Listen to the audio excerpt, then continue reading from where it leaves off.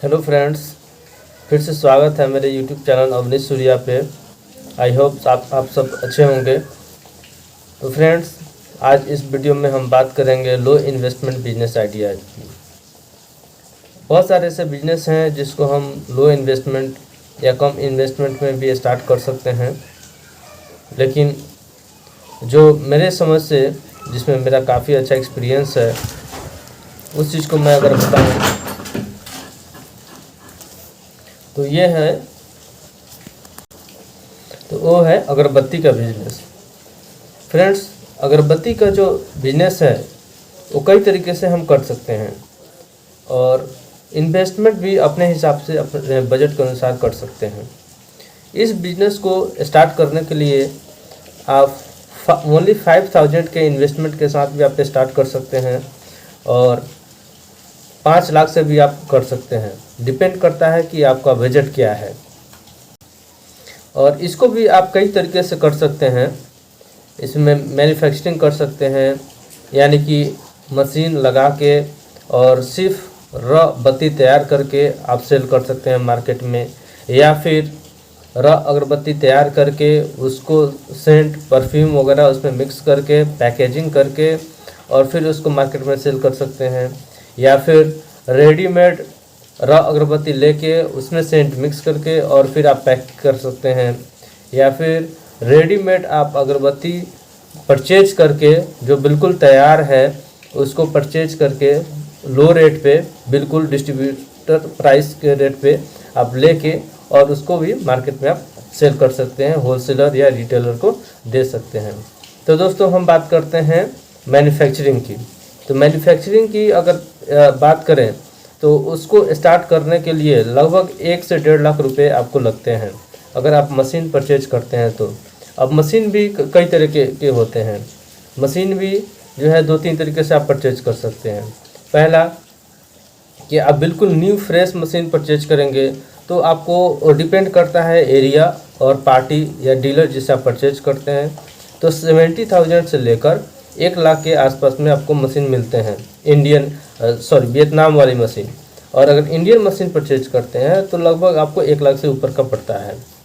और अगर आप मशीन नहीं लेते हैं और आप चाहते हैं कि अभी हमारा स्टार्टिंग है, हमें स्टार्ट करना चाह रहे हैं कम इन्वेस्टमेंट से, धीरे धीरे जैसे मेरा बिजनेस ग्रो करेगा और उसके बाद में हम और भी इन्वेस्टमेंट करेंगे, तो सिंपली आप जहाँ पे भी जो भी रॉ अगरबत्ती तैयार करते हैं, जिन्होंने प्लांट लगाया हुआ है, फैक्ट्री लगाया हुआ है और मशीन वगैरह सेटअप करे हुए हैं, वहाँ से आप रॉ अगरबत्ती परचेज कर सकते हैं और वो आपको केजी के हिसाब से देंगे। तो केजी के हिसाब से रॉ अगरबत्ती परचेज करके आप उसको उसमें सेंट मिक्स करके और फिर उसको आप पैकेजिंग करके और आप उसको मार्केट में सेल कर सकते हैं। तो फ्रेंड्स, अगर हम रॉ अगरबत्ती की बात करें तो वो आपको लगभग 60 रुपीज़ पर केजी से लेकर, और चूँकि लॉकडाउन में रेट बढ़ा हुआ था तो 85-90 रुपीज़ तक भी सेल हुए हैं, लेकिन अभी फिर से रेट डाउन हुआ था और फिर से अभी रेट लॉकडाउन की वजह से फिर से थोड़ा सा बढ़ गया है। तो अगर आप पैकेजिंग करते हैं, सिंपली अगर आप मशीनरी आप सेटअप नहीं कर सकते हैं या फिर लो इन्वेस्टमेंट के साथ आप स्टार्ट करना चाहते हैं, तो मिनिमम आप 5,000 से भी शुरू कर सकते हैं। उसके लिए आपको कुछ नहीं करना है, बस अगरबत्ती आपको परचेज कर लेना है। जितनी मर्जी आप परचेज कर सकते हैं, 1 केजी परचेज कर सकते हैं या 40 केजी परचेज कर सकते हैं। तो जनरली 40 केजीज का एक बैग आता है, एक बोरा तैयार होता है जिसमें 40 किलो रॉ अगरबत्ती होते हैं।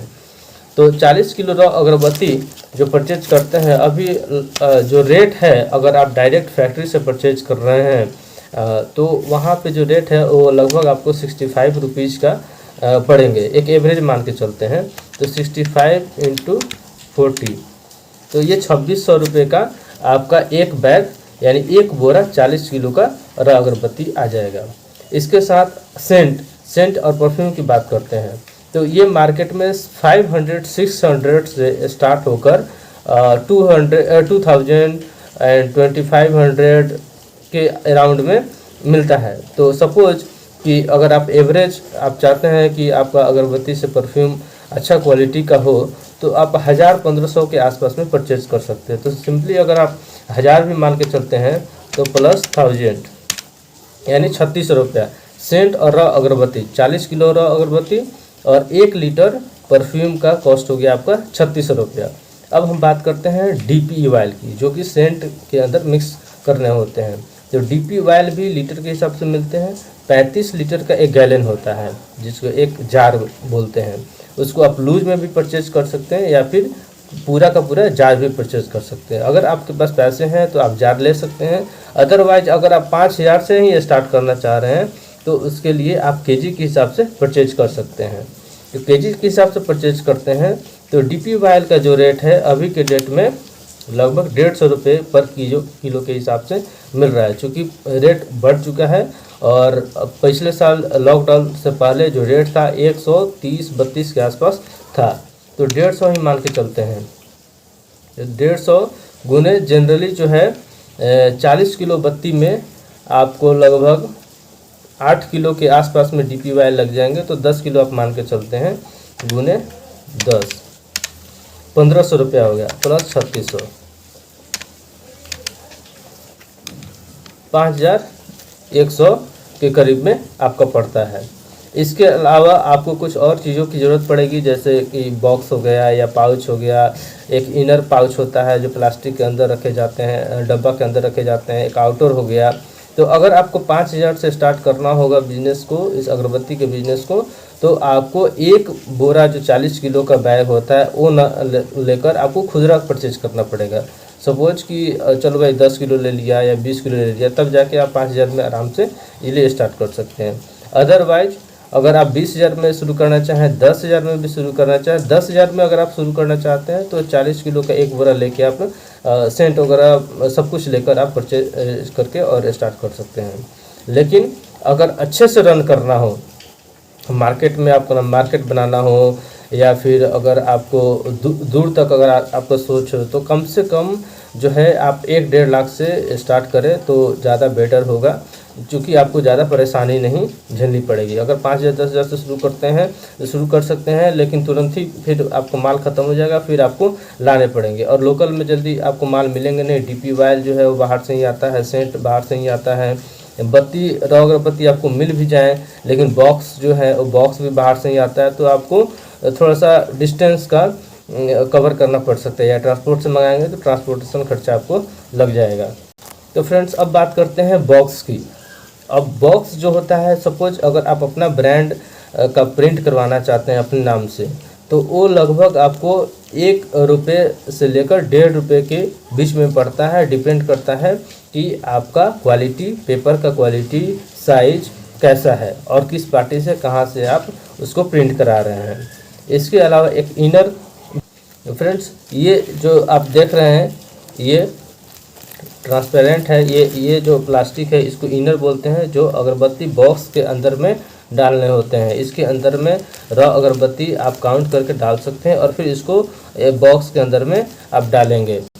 और अगर इसके अलावा अगर आपके पास में आउटर है, मतलब 12 बॉक्स का एक दर्जन होता है और उस दर्जन को कवर करने के लिए एक आउटर होता है, तो वो आउटर पेपर का भी होता है या प्लास्टिक से भी आप कर सकते हैं। तो अगर आपके पास आउटर है कागज़ वाला तो ठीक है, अगर नहीं है तो आप पीपी उसको बोलते हैं, जो कि अभी रेट उसका बढ़ा हुआ है, तो 200 रुपये पर किलो के हिसाब से वो आपको मिलते हैं।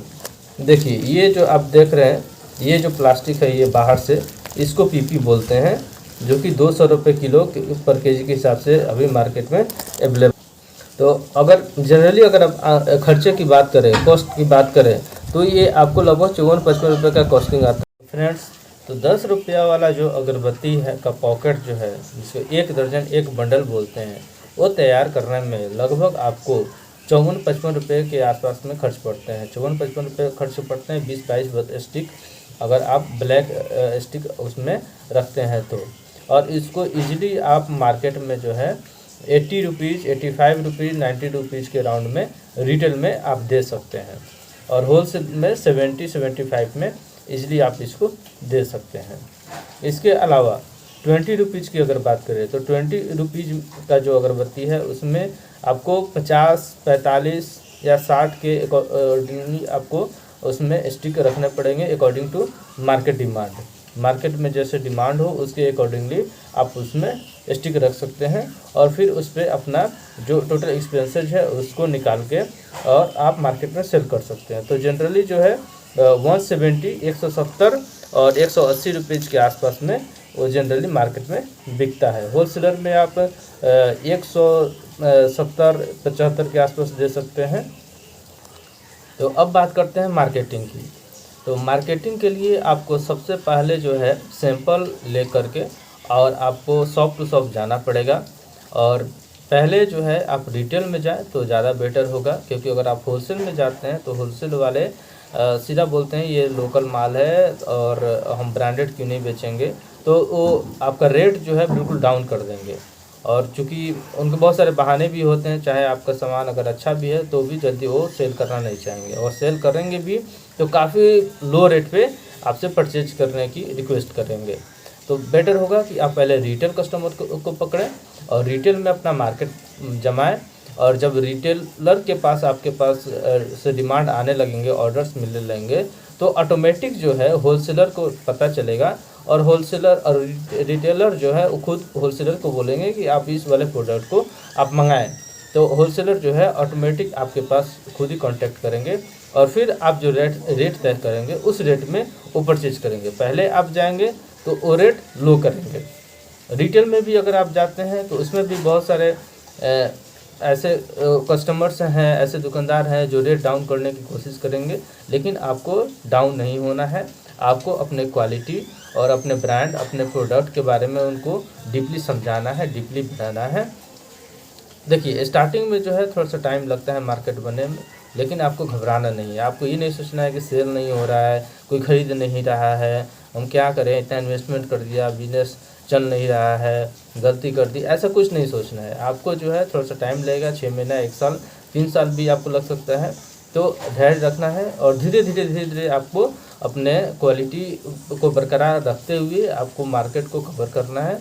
तो फिर आपको जो है सोचना नहीं पड़ेगा।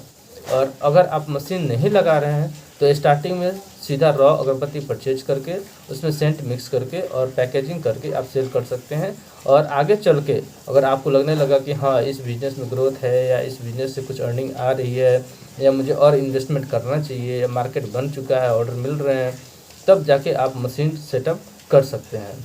और अगर आपके पास में अच्छे खासे पैसे हैं लगाने के लिए, 5 लाख 7 लाख रुपये हैं, तो आप 5 लाख से भी अगर आप स्टार्ट करते हैं तो आप तेज़ी से ग्रो करेंगे। लो इन्वेस्टमेंट से स्टार्ट करेंगे तो आपको टाइम लगेगा ग्रो करने में। अगर आप ज़्यादा इन्वेस्टमेंट से स्टार्ट करते हैं तो तुरंत आपका मार्केट कैप्चर हो जाएगा। क्योंकि ज़्यादा अगर सपोज 5 लाख या 7 लाख से आप स्टार्ट करते हैं तो आप एक छोटा सा फैक्ट्री सेटअप करेंगे, उसमें मशीनरी लगाएंगे, लेबर को हायर करेंगे, एक मैनेजर रखेंगे और फिर जो है मार्केट में, और चूँकि मशीनरी लगाएंगे तो आपकी कॉस्टिंग भी कम पड़ेगी। और चूँकि अगर आप ज़्यादा इन्वेस्टमेंट से बिजनेस स्टार्ट कर रहे हैं तो जो रॉ मटेरियल्स है उसको आप लोकल परचेजिंग ना करके अगर आप डायरेक्ट बाहर से मंगाते हैं तो आपको कॉस्टिंग कम पड़ेगी। तो आप इजीली जो है कम रेट में मार्केट में सप्लाई कर सकते हैं। तो कम रेट में सप्लाई करेंगे तो आपका डिमांड ऑटोमेटिकली और ऑर्डर्स जो है ऑटोमेटिकली बढ़ेंगे। फ्रेंड्स, जब से मैं इस अगरबत्ती के बिज़नेस में इन्वॉल्व हुआ है, 2018 में मैंने ये स्टार्ट करा था, और तब से लेकर आज तक मेरे सामने में कई सारे लोगों ने अगरबत्ती का बिज़नेस स्टार्ट किया और बंद भी कर दिया। मेरे से पहले भी बहुत सारे लोगों ने स्टार्ट करा था और बंद कर दिया था। मैंने पता करा, रिसर्च किया तो पता चला बंद करने के कई कारण हैं। पहला कारण कि मार्केट में जो है जब आप जाते हैं सेल करने जाते हैं तो रेट आपको ढंग से नहीं मिलता है। आपको जो रेट मिलना चाहिए वो रेट जल्दी लोग दुकानदार नहीं देते हैं।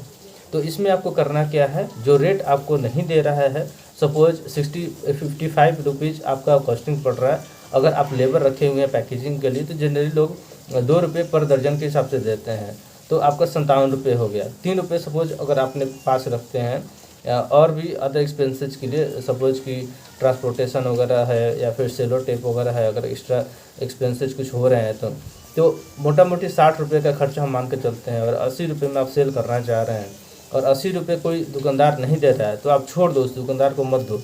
ये मत उसको रिक्वेस्ट मत करो कि चलो भाई आप 75 में ले लो या 70 में ले लो, 65 में ले लो, आप उसको छोड़ दो, कोई बात नहीं है, हम दूसरे कस्टमर को पकड़ेंगे। यहाँ पे कहीं भी इस दुनिया में दुकानदार की कमी नहीं है, कस्टमर्स की कमी नहीं है। तो जो आपको सही रेट दे रहा है, हाँ, लेकिन आपको क्वालिटी बरकरार रखनी है, उसी को आप अपना सामान बेचें और घबराएं नहीं। और दूसरा चीज़ ये है कि रेक्ची भी बहुत सारे लोग देते हैं। बहुत सारे दुकानदार ऐसे भी हैं, किराना दुकानदार, जो कि अपना रेक्ची खपाने के लिए ही अगरबत्ती परचेज करते हैं। तो ऐसे दुकानदार से आपको सावधान रहना है, उनके बातों में नहीं आना है कि हाँ आपका माल इतना सेल कर देंगे, उतना सेल कर देंगे, आप रेक्ची ले लो। आपको उनको समझाना है कि ठीक है, रेक्ची लेना कोई बुरी बात नहीं है, लेकिन जो है हमसे भी तो कोई लेना चाहिए, क्योंकि आप रॉ मटेरियल परचेज करने जाएंगे, आपसे कोई लेगा नहीं, तो फिर कोई बेनिफिट नहीं है लेने से। और ज़्यादा लेते हैं, आपके अदर एक्सपेंसेस में खर्च हो जाएंगे, तो फिर आपका पूंजी टूटेगा, फिर आपको नुकसान नज़र आएगा। तो आपको उस चीज़ को बरकरार रखना है। और तीसरी चीज़ है कि आपको धैर्य रखना पड़ेगा। बहुत सारे लोग तुरंत हड़बड़ा जाते हैं कि अरे हमने स्टार्ट करा, कुछ आमद नहीं हो रहा है, परचेजिंग नहीं हो रहा है, कोई सेल नहीं है, कोई मेरा अगरबत्ती परचेज नहीं कर रहा है, कोई मेरा प्रोडक्ट नहीं देख रहा है। तो आपको घबराना नहीं है, आपको मेहनत करना है और आपको धैर्य रखना है। ये सारे फैक्टर्स हैं जो आपको कंटिन्यू करना पड़ेगा, थोड़ा सा समय देना पड़ेगा, और बीच बीच में थोड़ा बहुत इन्वेस्टमेंट की ज़रूरत पड़ेगी, तो आपको रेगुलर करते रहना पड़ेगा, तब जाके आप मार्केट में टिक पाएंगे। और जो कंपटीटर हैं, कंपटीटर से लड़ने के लिए, कंपटीटर के सामने, चूँकि बहुत सारे ऐसे भी कंपटीटर आपको मिलेंगे जो बिल्कुल लो रेट में जो है अपना प्रोडक्ट सेल करके चले जाएंगे, और दुकानदार जो है उसी रेट में आपसे भी मांगेंगे।